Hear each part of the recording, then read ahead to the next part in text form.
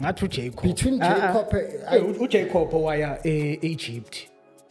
Yes, no Joseph. Ngithi uJoseph weza wabalanda baye Egypt and then yaphela igeneration yabo Jacob nabo Joseph kwazocala igeneration yabo Moses angithi. Yes, and then Moses wabulala iHebrew baba kubaleka waphindwa wabuyela. Like ngizama ukuthi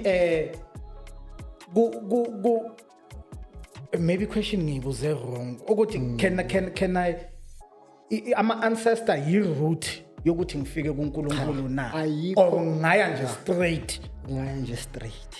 Okay, enye into engifuna ukuyazi nabantu abafuna ukuyazi abasithukayo all the time kuma comments ukuthi kunamasonto ayathwasa aphinda sonke futhi and then baquote those biblical verses okhuluma ngawo njengale. I had some guy usibiza ngokuthi umkhulu nation waseBenoni Davidson somewhere there athi to show ukuthi ama ancestors you go through them ukufika kuNkulunkulu kuMatthew Matthew mayicala historical account yaka Jesu ukuthi ubuya endlini yaka Jacob. That on its own yena imnike idea yokuthi yazini idlozi yilo na. So ngifuna ukwazi ukuthi ithini into yamasonto athwasayo. Like siyathwasa siyasonta njengabo apostoli. Laba bathi uJesu uyokumele simsale emuva uyosiconnecta noNkulunkulu.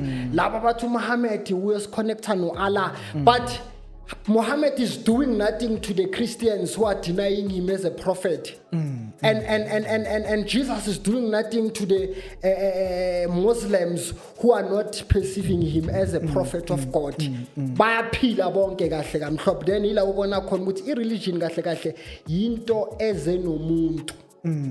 Akusi original way yokconnecta noNkulunkulu. For an example, uNkulunkulu madala izulu nomhlaba, Islam neChristianity namaBuddha bezikuphi?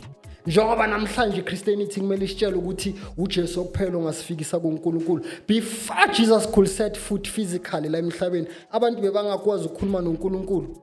Before Islam iba khona la emhlabeni, abantu bebangakwazi ukuconnecta noNkulunkulu. Uyayibona ukuthi yinto eyahlalelwa abantu phansi. And they say, let's come with something like this.